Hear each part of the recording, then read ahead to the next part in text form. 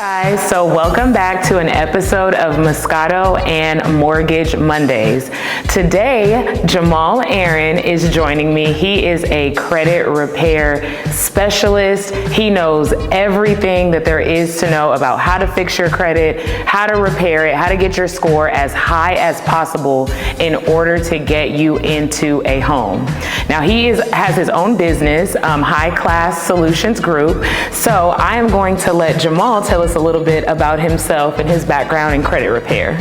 How you doing? Good. I'm happy you got me on. I know. So I started credit repair now about 8 years ago. I started fixing my own credit. Oh, wow. I got good at that, started fixing my family and friends' credit. And then I'm like, hey, I can turn this into a business. I learned a few of the laws that help get things deleted off people's credit. I learned what can and what cannot be on somebody's credit, what they can and cannot report. So I started my business. Now I probably do about 2,000 to 2,500 people a year. Oh my gosh. Yeah, that's right. 2,000 people? Yeah. That is crazy. Yeah, I love that though. This year alone, I think we already did 1,800 people. So Wow. by the end of the year, we got a couple more months. So we go hit that mark. That's amazing. I love that. So for those of us who don't exactly understand what is credit, and I feel like that is a relatively basic question, but I feel like a lot of people, there is a misconception of what goes on your credit report, what is able to be put on there. Like some people, if they have like high medical bills, they weren't aware that it would report to their credit. So tell us exactly what is credit. So pretty much credit is the ability to pay somebody back. So if a bank give you $1,000 and you say you could pay on the first of the month for a year, they gonna be looking for, whatever that payment is on the first of the month for a whole year till you pay that off and settle the debt. And you get scored on, do you actually agree to those terms? So people that miss payments or, don't pay the bank back, or it's just everything can go on your credit. But as long as you pay people back, you can have good credit. When you get the missing payments, not paying them back what you owe, so if your minimum payment, let's say $25, if you miss a $25 late payment on a credit card, that could drop your score 100 points. Really? Yeah. Okay.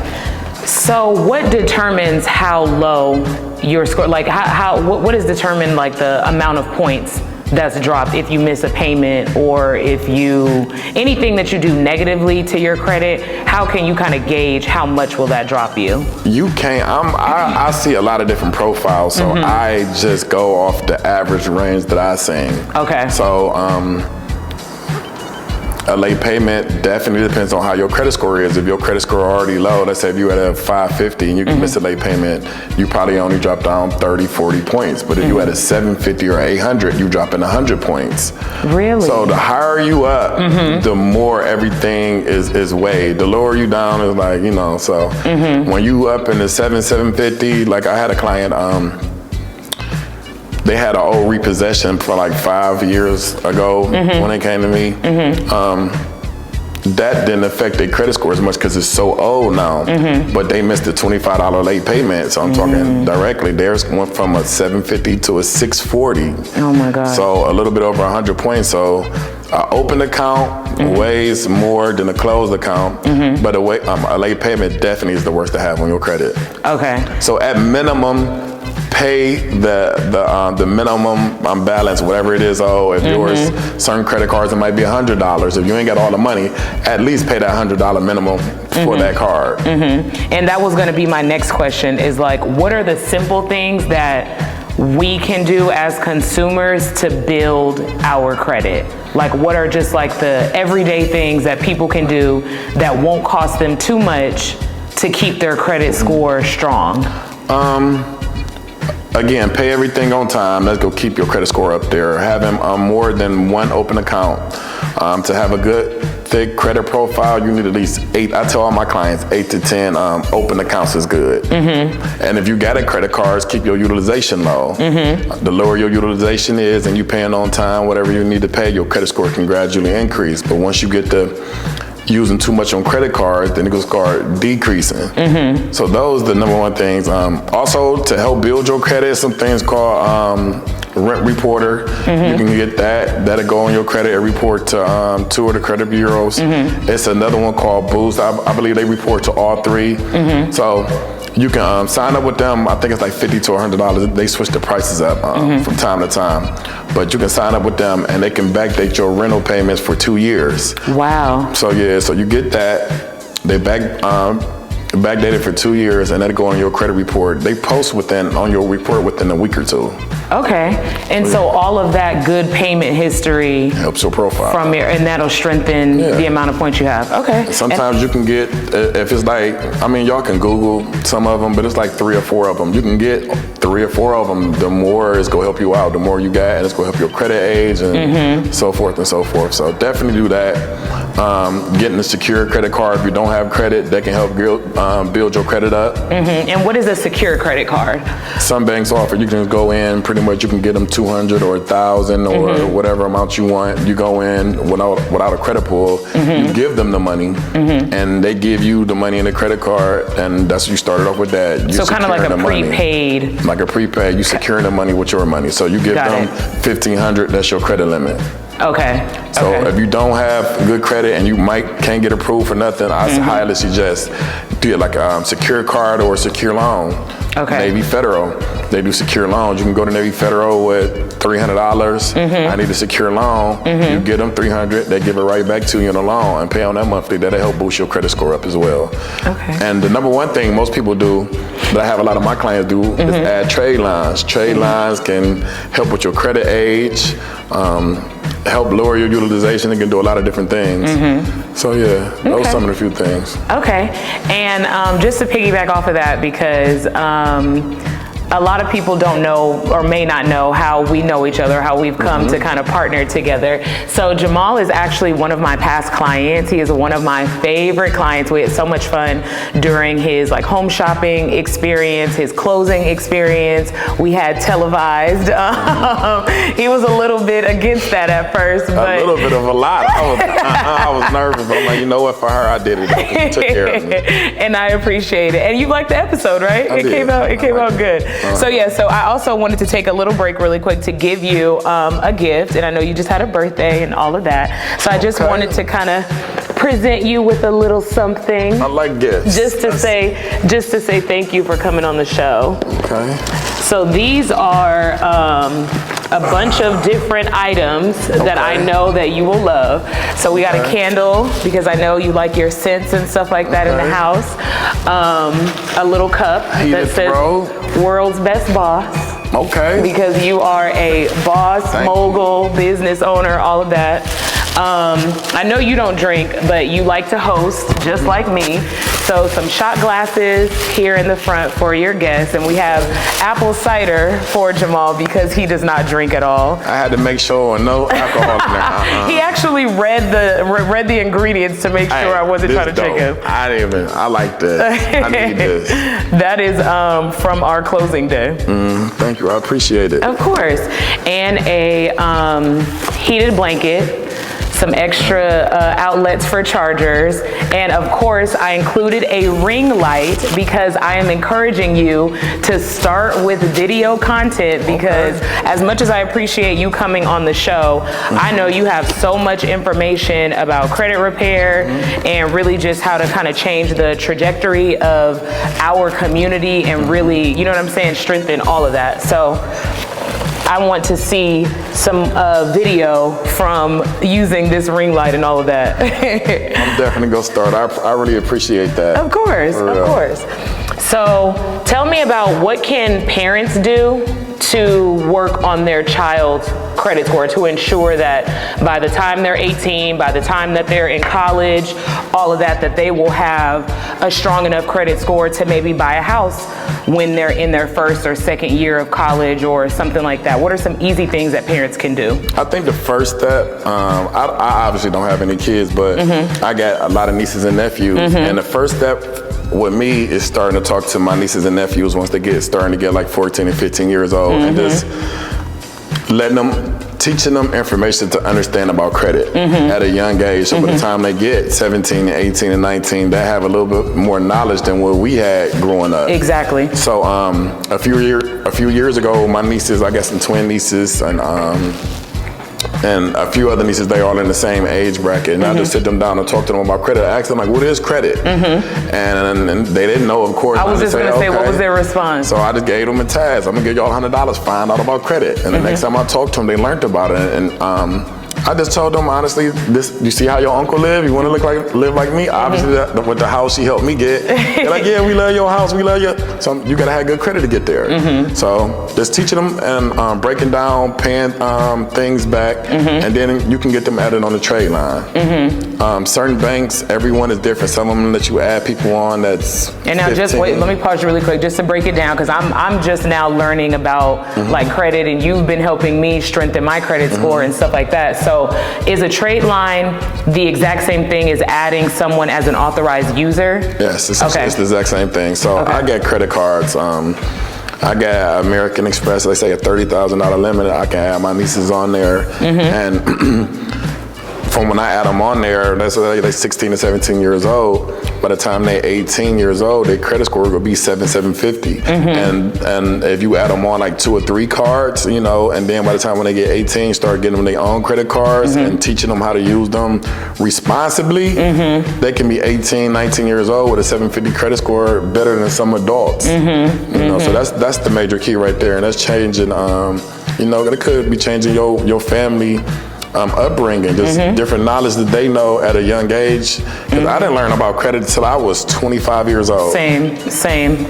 And it was hard for me, you know. I was starting to make money, but I didn't have credit, and I started to get turned away from doors that closed on me because all I had was money, and I didn't have the knowledge of credit. Right, and the importance of it. Right. And that clicked in my mind, like, I don't like this. Exactly, because it limits. That's when you realize that no matter how much money you have, you still have to have strong credit for certain situations. Just like buying a house, you could, let's just say, have $500,000 in the bank cash, which of course to a lot of people that may be enough to buy a house, but let's say if you're looking at $1 million property, that's not enough. So you have to have a strong enough credit score to be able to move in certain circles. I can appreciate that. So what is the earliest age you can add a child to your trade lines? Because like I don't have any kids either, but my nephew Hunter is my baby. That is my world, and he's only 10. So I'm kind of like, of course he doesn't have an ID yet, or you know, anything like that. So I'm like, is now the time? Should I wait until he's like 13, 16? How can when is the best time for me to add him to my credit cards as an authorized user? I say honestly, honestly, you can call each credit card you have and talk to like the customer service people there, let you know. A lot of different credit cards, they get different requirements. Some of them you can be 14, 15, 16, 17, or 18. So each credit card might differ. So just call to say, hey, I want to add my nephew on, my son on, my daughter on, and they'll let you know, okay, with this card, you can do it at 16 years old. So if they at 16 years old, you add them on to that, and let's say you get that credit card that's 10 years old, that's going to be reflected on their credit report. So now their credit report go have that good history. Of course, they still have to get primary accounts to help build the credit over time. But yeah. Okay, perfect. So I get this question all the time because of course your debt to income ratio is considered when you're purchasing a house.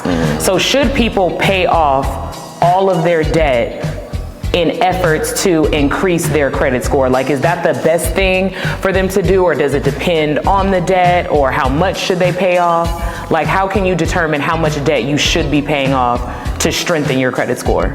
So a lot of times with that, before you do that, talk to the lender and just see where you qualify at, and they can tell you, okay, you need to pay off this and that. Because sometimes you don't want to pay off all your debt, and now you ain't got enough money to close on the house. Exactly. So you got to be mindful of that. You know, some debt is good debt, and it just depends. As far as like credit cards, if you got the money, you just go ahead and pay them off.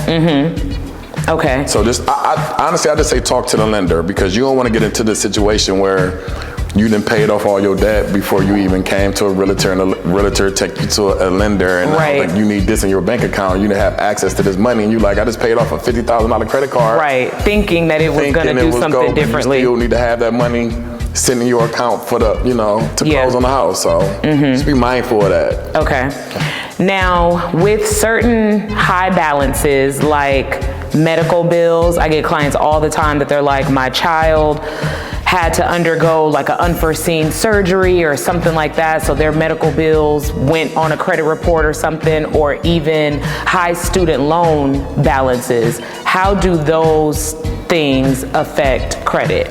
If you get medical bills, I would just say dispute those to get those deleted off. Or you can, if it's something on there for like $200-300, sometimes you can just call the company and say, hey, and do a pay for delete. But never make a payment on no type of collection account unless they say they go delete it. Remove it. That's the best thing. And some people say, hey, Credit Karma said if I pay for a delete, if I pay for it and get it paid in full, my credit score will go up higher. No, it's not. That is not true. So that's a myth. Yeah, never just pay for, just don't willingly pay for something and they say they go keep it on there, don't do it. You might as well just try to dispute it to get it deleted off. Okay. So it depends on what credit repair person you go to and talk to about student loans. That's the big thing. So with me, because it happened to me personally, I say if you don't have no late payments on your student loans, and that is the debt, keep them on there, because most of the time, that's your longest trade line that's on your credit, your longest credit or history, and keeping your credit history up.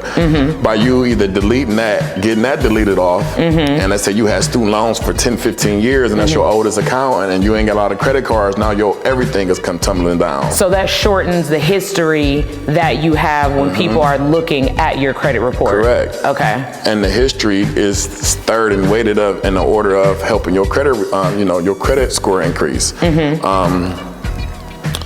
Paying it off, I had to learn the hard way. A few years ago, I paid some stuff off that I shouldn't have paid. Having an open account, go to a closed account, is go drop your credit score. I had a friend, he owed $5,000 on the student loans, and I guess he hit the lottery or something. And the first thing he said was, my parents said, you don't need no debt, pay your student loans off that he had for 12 years. And I told him, don't pay them student loans off like that. You stretch that out as long as you can, because it's actually helping your credit score. Of course, he listened to whoever he listened to. When he paid it off, he dropped 60 points. Wow. Now, you can gradually start getting the points back over time, but it depends on how many credit open accounts you got, and it depends on how old that student loan was. If it was only 2 or 3 years, you can get that back in a few years, but if it was 15, 20 years, that's a lot of history to get taken away. Right. So I just say there's ways around that depending on the lender. I know some lenders, they go off it's only factored into your debt to income depending on your monthly payments, correct? So, the minimum balance that you have to pay. Yeah, so let's say if your student loans, you paying $200 a month, that's added onto your debt to income. So there's ways around that. You can call your student loan people and say, hey, I'm having a financial hardship. You can try to get on an income-based repayment plan, and you can get on $5 a month, $10 a month for a year, and they'll restructure that, and that's when you go apply for a home. So when they pull it up, you're only paying $5, $10 a month. Right, and that amount of time is building up your credit. You keep the history, but now your debt to income comes down, because now you're paying $5 a month. Right. So other credit repair people might tell you just get deleted off, or don't know, no, because I got a lot of student loan debt. I went to college, so I did. Same. Yeah. And I went to an out-of-state school. Like, I was an out-of-state student at my school, so my tuition was crazy for like the first 3 years. Yeah. So the lender that I went through, and I talked to him about it as well. I said I got like $300,000. And the student loan debt, and that's a lot of money. Most people ain't got that. You know? So I got $300,000. You went for your doctorate, or how you get? Long story. We'll talk about that later. I'm just kidding. Yeah, I got my master's though. But so I'm on an income-based repayment plan at the time that it happened, and my monthly payment was $5 a month. Even though I owe $300,000 and my credit score was high enough, they put $5 towards my debt to income. Okay. So it sounds like everyone's situation is going to kind of be relative to what are they trying to do, what are their specific goals, and then of course their specific credit profile, because I got added to like my mom's, a couple of her cards as an authorized user, and I seen like instantly it made my credit score go up, even though I do have high student loan debt. So I get that. So, and I know you mentioned Credit Karma. What is because this is like such a big thing, what is the best credit reporting site? Like, what is the most accurate site that we should all be looking at for the truest depiction of what our credit profile looks like? Because everybody says that Credit Karma is terrible and your score is really 50 points more than that and all this kind of stuff. So what's the best site that we should be looking at? So number one, there's no just clear-cut answer for that. There's so many different credit reporting models, FICO 4, 5, 6, 7, 8, mortgage scores. They pull from different credit application. They pull from a different one. Car, they pull from a different one. So no matter what you do, everybody go cross and do different things. The only thing I could say is try to keep your credit score. You need to know what's on your credit score, and you need to know the factors that's on it. But I would say the most accurate one for me is Identity IQ. Okay. It gives you a lot more breakdown than a lot of the other credit reporting agencies. So Identity IQ, they give you way more intel on what's on your credit. But definitely Credit Karma.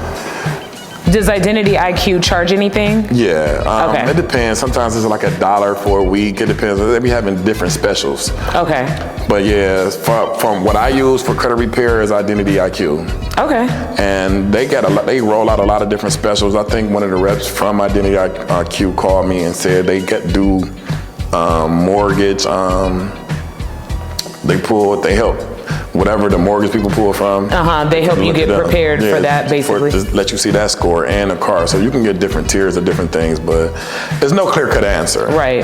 Because if you get Credit Karma, you get Experian, you get TransUnion, you get Identity IQ, and you pull them all up, all the scores could be like up and down. You just want them to be in the same cluster within 5 points from each other. So all three scores should be within 5 points of one another. So like 700, 705, 710. Okay. So you know that when you buying a house, they take the middle score. They throw out the highest score and the lowest score and take the middle one. But if they all in the same cluster, you're still in a good place to be. So.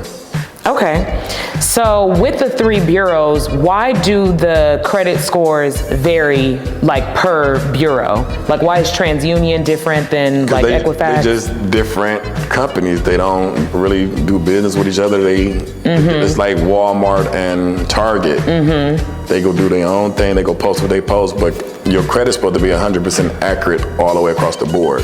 So that's why I say once you learn about credit as far as with disputing, if you close an account on a specific, let's say January 1st, and on Equifax, TransUnion say February 1st, and Experian say March 1st, you can essentially get that collection or whatever it is deleted off your credit report. Because it's not accurate. It's not 100% accurate. Okay. So according to the FCRA, everything that's on your credit report is supposed to be 100% accurate. But most people don't know that. So they just take whatever somebody just put on their credit report. You just dropped a major gem because I've never even heard that. Yeah. And I've talked to a lot of different credit repair specialists, and I've never heard that that's the basis for like a dispute. Because I always wondered why, like how do you know when you can dispute something? So just as if it's not 100% accurate. So it's different methods to disputing. Right. I do a lot of factual disputes. I'm giving them the facts. I know the law, it gotta be 100% accurate. So when I pull my credit report up, and this company say I got a late payment, this one say I don't, and then this one say I'm 30 days late, this one say I'm 60 days late, and this one say I'm 90 days late. It's supposed to be, somebody ain't. Doesn't have the right info. So, according to the law, once you know consumer law, you can dispute those using the law, and those items can get essentially deleted off. Okay. I love that. So tell me about your specific process. Like as if I'm coming to you to do credit repair, because I've already told all my clients I'm working with you as my credit repair partner. So what can they expect if my clients are looking to start the process with you? Like your fees, the amount of time it takes to repair credit, because it's like we hear this term so much and I feel like it's just a blanket term and different companies offer different things. So it's like, what do you do specifically for the clients? What does that process look like, and how long is the credit repair? I'm gonna get to the how long, because that's the number. How long does it take? Literally, everybody credit profile is completely different. You know, it can take as little as 30 days up to 6 months. I realistically can't even tell you that. But what I tell all my clients, the sooner you start, the sooner you go get there. Right. So I had people to hit me up in January. Oh, I need to get, how long is it going to take to get to this score? And I tell them the same thing. The sooner you start, they hit me back 8 months later, like, be like, I'm ready now. I'm like, if you'd have started 8 months ago, you'd have been there by now. Right. So the number one thing is getting started, because most people do, and I know as far as what you was even trying to buy a house, they wait until they need something or they want something, and now they trying to rush the process. Exactly. Like, and that's exactly why I wanted to go over the time, because people will contact me, same thing, like in January, and say, my credit score is 550. You know, what is the score that I need? I need to get to 800 in 30 days. It's almost unrealistic. Right. Like, so yeah, I tell them that I don't give no false hope. I know some maybe credit repair people might do. I just say, listen, you just got to get there, and you go see by you putting in the effort and you trying to learn, you go get to that place that you need to be. It's not, you know, adding trade lines can speed up the process, but there's so many variations that can go into that. If you got late payments, it depends on how if your credit utilization. Somebody coming to you with 2 repossessions, a bankruptcy, credit score 415, and say, yeah, I need to get to a 750 in 30 days. No, it's not gonna happen realistically. So on average, let's say someone that is prepared and they are wanting to buy a house and they have a timeline of a year, let's just say. Within, we cooking. We can cook with that. Yeah, that's long. That's still pushing it. I say 6 months realistically or less. Okay. Average time frame, it depends on the person credit. As an average person credit, 2 to 3 months, you definitely can see a major increase. Okay. Then there's your definition of what is good credit. Everybody's definition is different, you know? So mine is a little bit different. If you got a 400 credit score and in a month or two, you at 650, 660, to me, that's good. You on the right path. Right. And over time, you're going to get there. Right. You know, I know some people that say, I want an 800. You know how hard it is to get an 800? It's hard. You got an 800. I've been teetering, right like I am so close, and it's driving me crazy because I've been keeping my utilization low. I've been doing all these things, but like we talked about, getting an additional credit card may work for me because I don't have that many credit cards and I don't have that long of a history. So, but yeah, that 800 is like, it's irking. So for me, my process, somebody pay me, they go through my portal, I'm gonna pull their credit, I'm gonna analyze it, I'm gonna let them know everything that I'm doing. This is what I'm doing, this is what I'm disputing.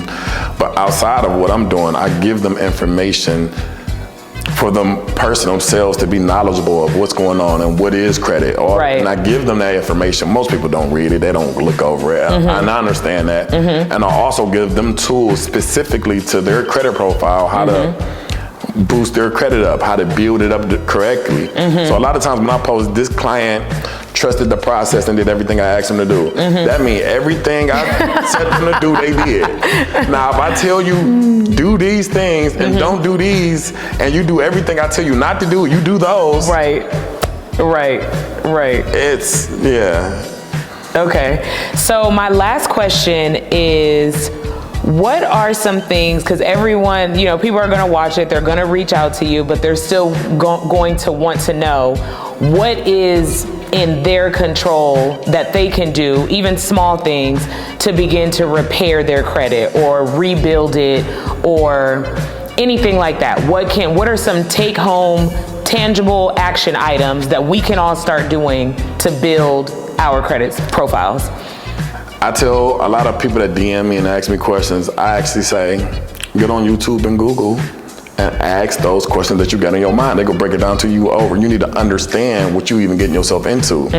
So the reason why a lot of people don't have credit is because they don't understand it. The people that understand it and they know how to will and deal with it, they love credit. And because they understand it. So you just got to get your understanding of how can it help me. You can actually get on YouTube and Google how can credit help me.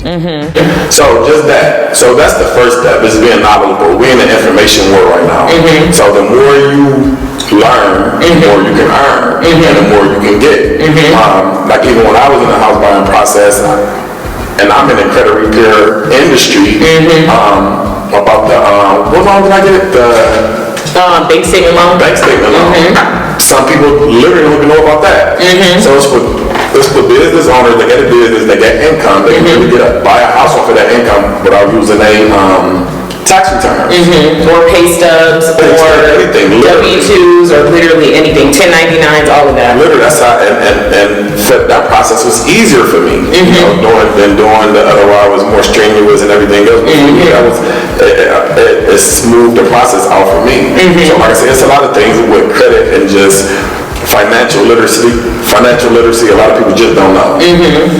And that's why we're relying on you to educate us more through some video information, because I know I've learned so much from you just throughout us working together. Like for me, how to get to the 800 mark, how am I going to finally cross over that?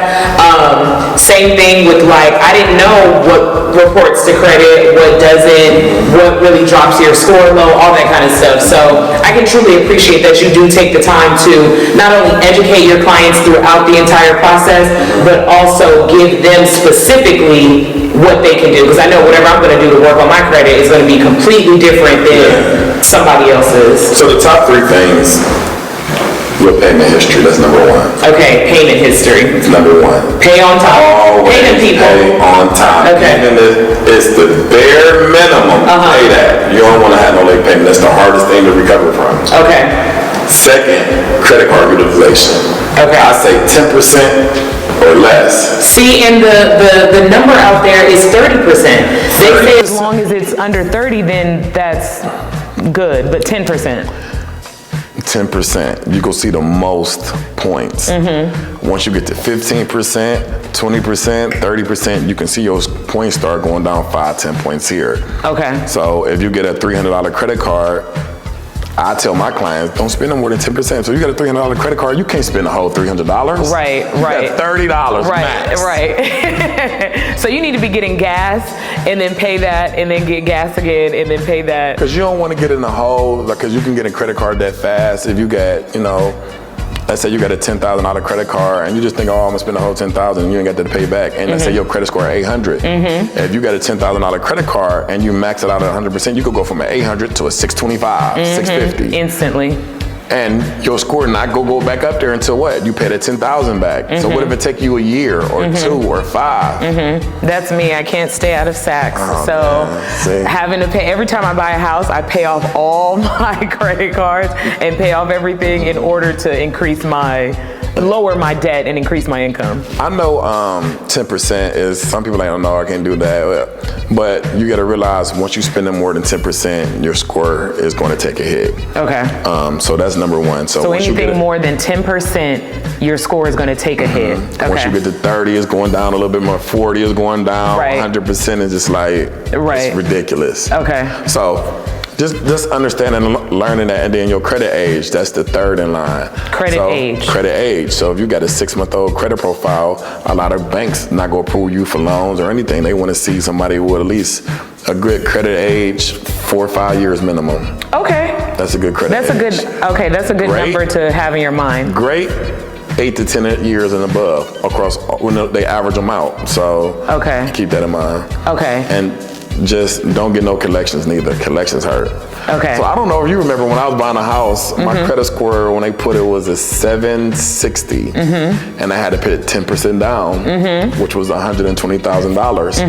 And from the time that they pulled my credit that time and they pulled it again, I had $200 medical bills hit my credit. And then the lender came back and said, now you got to, instead of putting down 10%, I had to put down 20%. So for $200, I was going to have to pay another, because my credit score went from a 760 to a 650. And the lender was like, yeah, you got to put down 20% now.